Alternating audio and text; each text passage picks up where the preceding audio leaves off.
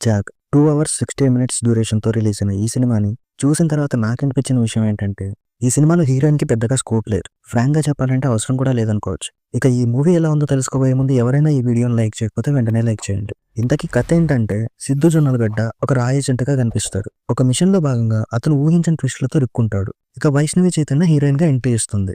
కానీ ఇద్దరి మధ్య కెమిస్ట్రీ కాస్త వీక్‌గానే అనిపిస్తుంది. ప్రకాష్ రాజ్ కీలక పాత్రలో కనిపిస్తారు. కానీ ఆయన క్యారెక్టర్ కూడా అంతగా ఇంపాక్ట్ చూపించదు.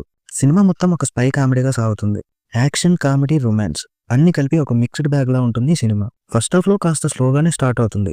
సెకండ్ హాఫ్ లో యాక్షన్ పెరుగుతుంది. కానీ స్క్రిప్ట్ అంత గట్టిగా లేదు.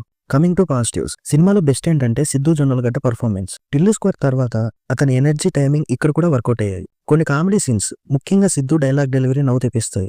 యాక్షన్ సీక్వెన్స్లు కూడా చాలా డీసెంట్ గా ఉన్నాయి. సినిమాటోగ్రఫీ బాగుంది. ఫస్ట్ హాఫ్ లో ట్రైన్ సీన్ ఒకటి హైలైట్ గా చెప్పుకోవచ్చు. సిద్ధు డాన్స్ మూవ్మెంట్స్ కూడా ఫ్యాన్స్ కి ట్రీట్ ఇస్తాయి. ఇక ప్రొడక్షన్ వాల్యూ స్టాండర్డ్ గా ఉన్నాయి. ఎస్విసిసి బ్యానర్ నుంచి ఆశించినట్టే డీసెంట్ విజువల్స్ వచ్చాయి. సిద్ధు వన్ మ్యాన్ షోలా అనిపిస్తుంది. అతని ఎఫెక్ట్ సినిమాని కాస్త లాగిందని చెప్పుకోవాలి. కానీ సినిమాలో మైనస్ పాయింట్స్ కూడా ఉన్నాయి. స్క్రిప్ట్ చాలా వీక్ గా ఉంది. స్పై థ్రిల్లర్ అంటే ఎక్స్పెక్ట్ చేసిన టెన్షన్, ఎడ్జెస్ లేవు.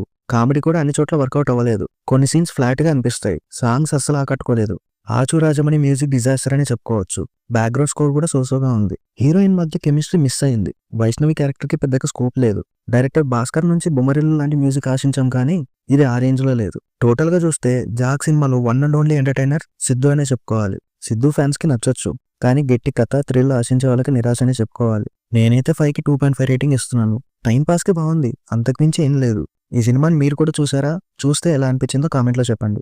ఈ రివ్యూ మీకు నచ్చినట్టయితే వెంటనే లైక్ చేయండి, షేర్ చేయండి, సబ్స్క్రైబ్ చేయండి. నెక్స్ట్ వీడియోలో మళ్ళీ కలుద్దాం. అంటిల్ దెన్, మిస్టర్ మాసపై సైనింగ్ ఆఫ్. మీరు చూసిన వీడియో నచ్చితే లైక్ కొట్టండి, ఇంకా బాగా నచ్చితే షేర్ కొట్టండి.